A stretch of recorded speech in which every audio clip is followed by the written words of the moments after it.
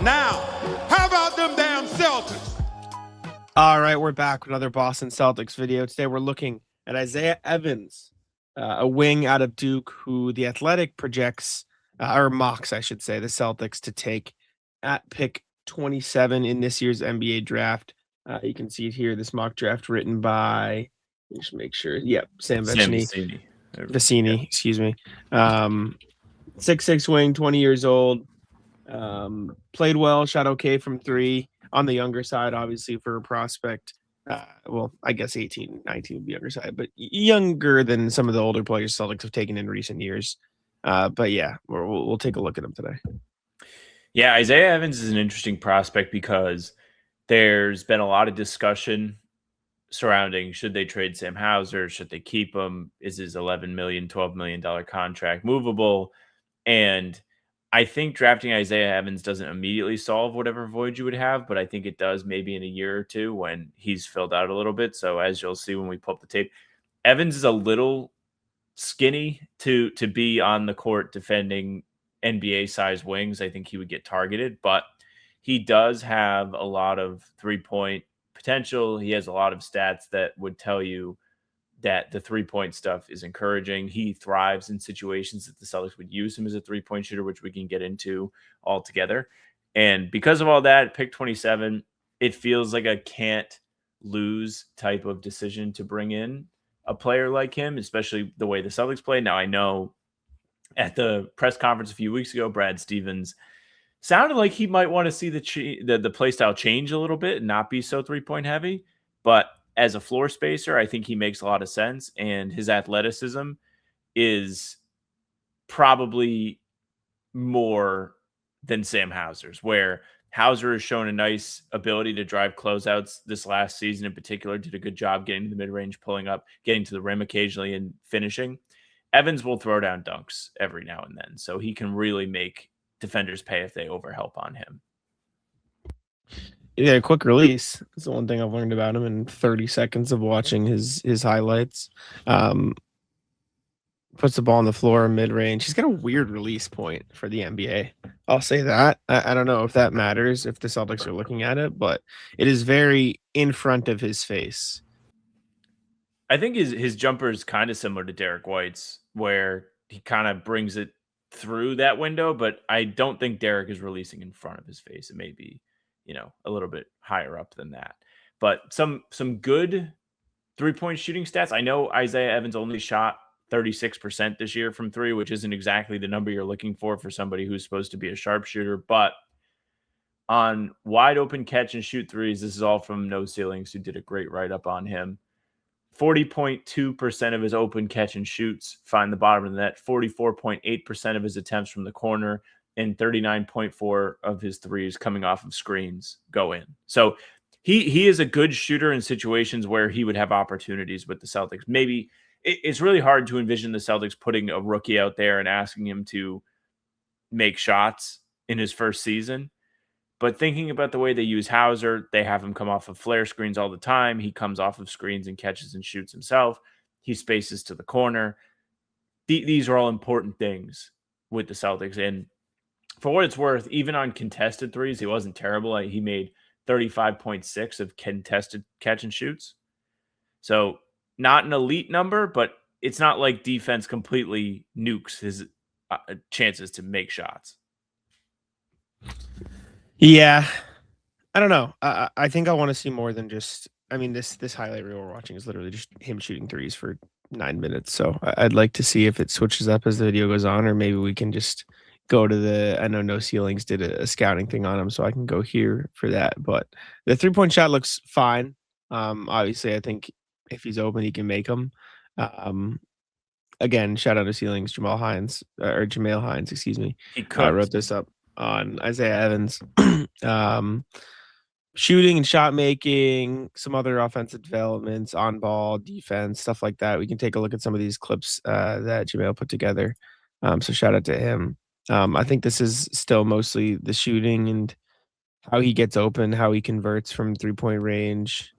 The release is quick. I'll give him that. So, I mean, if nothing else, that can be helpful. He looks a little bigger than 6'6". Maybe he is. Maybe that's just He's still kind of wiry though, which concerns He me is. for the defensive purposes. He is wiry. That's a crazy pass from Boozer.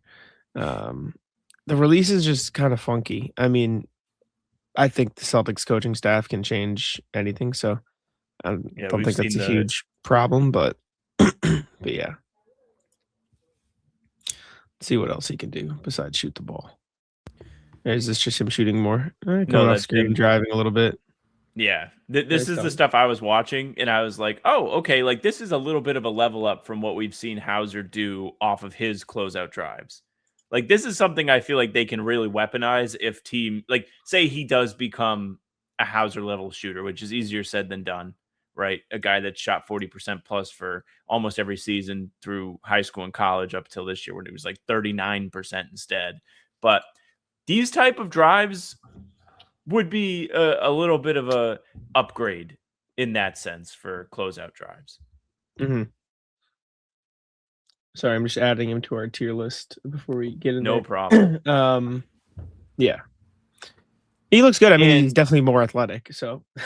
Yep, more athletic. And also, like, when we're thinking about the Celtics picking towards the end of the first round, which we've done in each of the last 2 seasons now, the way that at least I look at this stuff, and I think Jack is similar for the listeners, is how can this guy be comfortable within the Celtics rotation, what they're doing?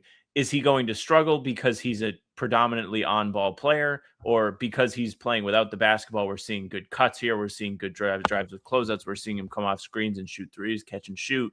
Those are all things he would actually do on the Celtics. And so to see him thrive in those situations, I think is really encouraging. The playmaking stuff in this article shows a lot of his willingness to make the extra pass, to advance the offense in the proper way instead of, only looking for his shot. So playing as a connector is important too when you think about the way the Celtics use some of their role players. Yeah, he's moving well. He just kind of looks like a mix of all of the guys they already have. That's what I keep seeing. He's got the wiriness of Jordan. He can like put the ball on the floor a little bit like Ugo. He's got the shot a little bit like Ron Harper. Like he just kind of seems like a blend of everybody already on the roster. Yeah. So like that's a good thing in the sense of they're all solid players, but it's also maybe not perfect for the Celtics considering, well, if they already have 6 of those guys, 5 of those guys, however many of those guys, do you want to draft another 6'6" wing who's going to need minutes in order to develop? That's my only concern. Like he looks like a solid prospect, and I think he could develop in the right landscape. And he does look bigger than 6'6". Maybe it's the lankiness, but if I'm the Celtics, I don't know if I want to draft a wing. His wingspan is only 6'8" and 3/4. So some of these prospects we'll look at will have significantly longer ratios to their height. I don't think that's super discouraging, but I know it's like an added bonus a lot of NBA scouts will look at.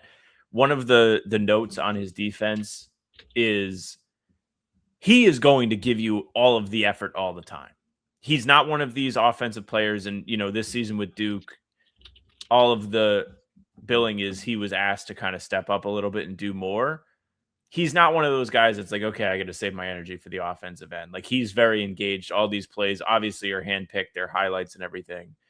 But like this is coming against Virginia, or at least the last one was. Like these aren't like the beginning of the season non-conference bum teams that they put to go out there and squash. Like he's competing against real ACC Power 5 players, and that stuff is important to say the very least.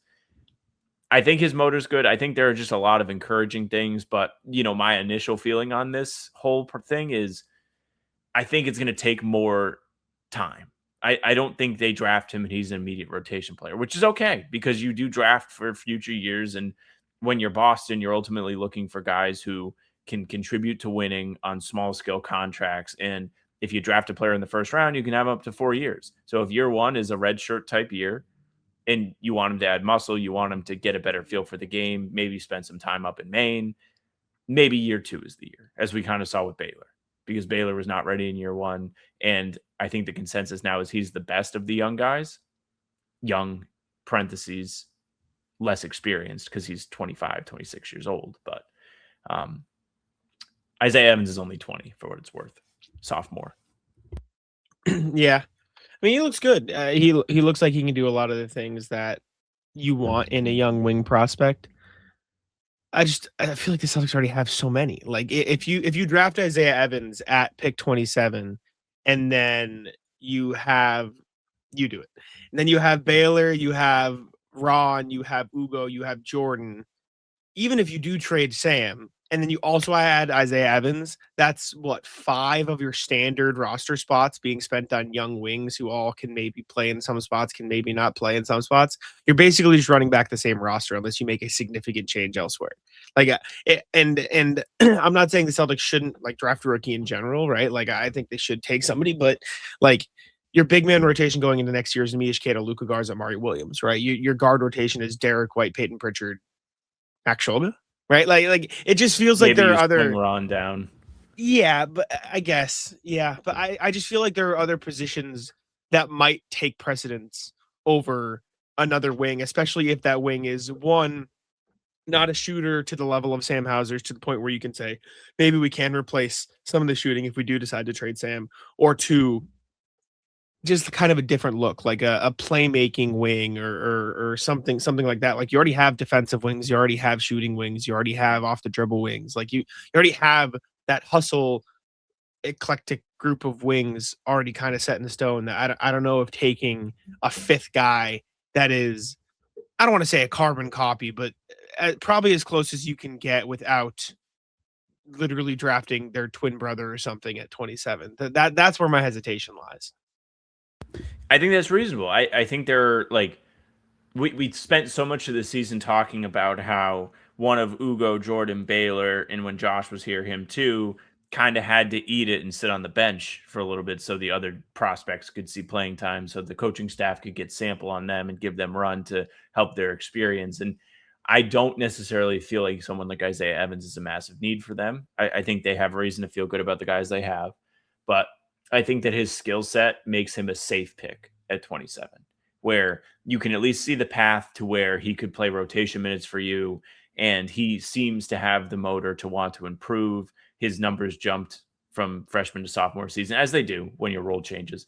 But also, just as a defender, I think the defensive tape is somewhat encouraging because not everyone has that in them. But I completely agree with you. When we do the tier list, which we could pull up now, whenever you have it, I think all of the team needs stuff needs to be taken into account, because somebody like Zuby is more of a need than Isaiah Evans. Now, in the days following our Zuby Ejiofor video, I feel like I've gone sweeter on him, and I think I might put him up in A tier. I really like him as a prospect. He is a little undersized. Someone in I think our YouTube comments or maybe on Reddit replied He's and like said 6.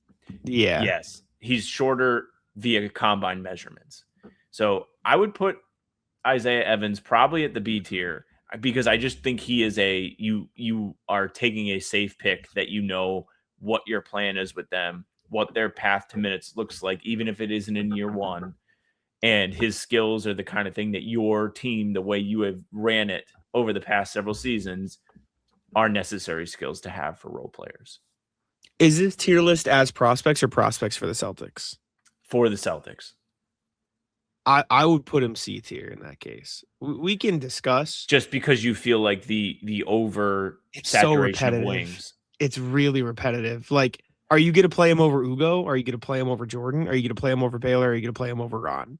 And maybe the answer is no in year one, but then what does that look like year two? And then if we're talking to you about year 2, 3, or 4 of running the team the same style, well, running the team the same style has gotten them knocked out in the first round this year. I don't know what it holds next year. Like, Brad sounds like he wanted change, and if you're talking about change and then bringing in a guy to play the exact same style as a fifth carbon copy of the same wing that you have on the roster X amount of times, I'm a little more hesitant. Maybe Jordan's thrown out in a trade this summer. Maybe he's sent out. Maybe Sam's traded. Maybe Baylor, or Ugo, or Ron, or somebody else is traded, and then you can bring in a guy like Isaiah Evans to sort of replace what they've got.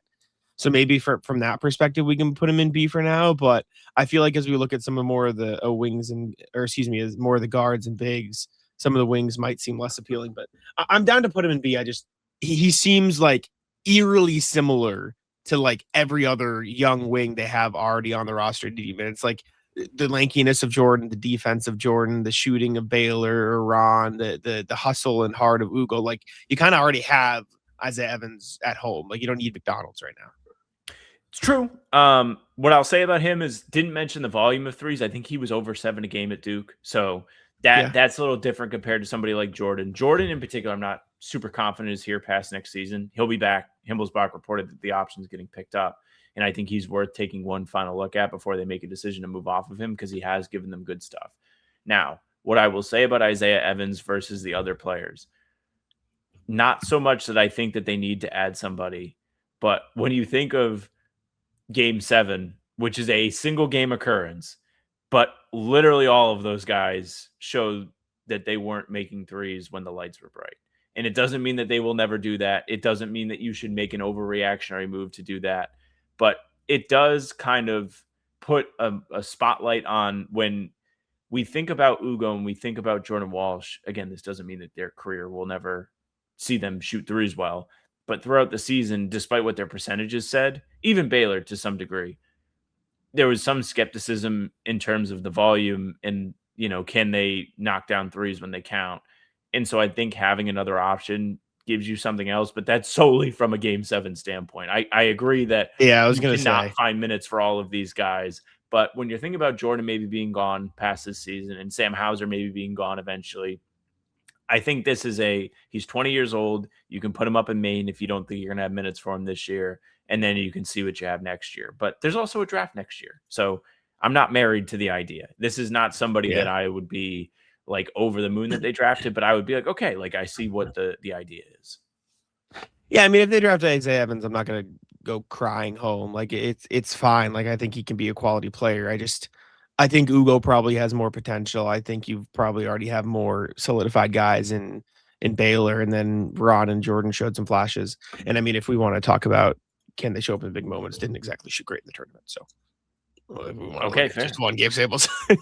He shot 4 of 8 against Shan Johns, but then 2 of 8, 1 of 4. So, but regardless, like I wouldn't complain if they took Isaiah Evans. It feels a bit repetitive to draft a guy so eerily similar to everybody else. But let us know what you guys think. Let us know if we have any Isaiah Evans stands in the comments, and I'll let Sam take it out. Yeah, thank you to everyone for listening and watching. Make sure you leave a like, comment, subscribe. Jack and I are here every single day on the YouTube with new stuff. Full pods drop Tuesday, Thursday, and Sunday. We're going to have draft/news adjacent videos on the days in between leading up to the draft because this is a great time of year to educate ourselves on the players coming into the league, regardless if they'll be on the Celtics. It's been a lot of fun in years past. It's really a good thing for content. It's good for the fans. So come out. We're going to try and cover as many guys as we can. So if someone's name gets called on draft day, it's not like last season when we did everyone that wasn't Ugo. And then they picked Ugo. And we were like, who's this guy? We're on Spotify and Apple too. All pods and recaps are there. If you just want those followed, they'll go right to your feed. Leave a 5-star review. We'd appreciate that. You can email us, hbtcpod@gmail.com. Send in the players that you want to see us look at in the draft. A lot of you might know more about college than we do because we just bury our nose in the Celtics for 6 months of the year. Don't get to watch a lot of colleges when we do our research. Let us know. hbtcpod@gmail.com. Our socials are at How About Them C's for Twitter, Instagram, and TikTok. Facebook's the name of the podcast. All streams are there. They're on YouTube. They're on Twitter. Jack's Twitter is Jackson NBA. Mine's at Sam LaFrance NBA. That's it for us. Bye.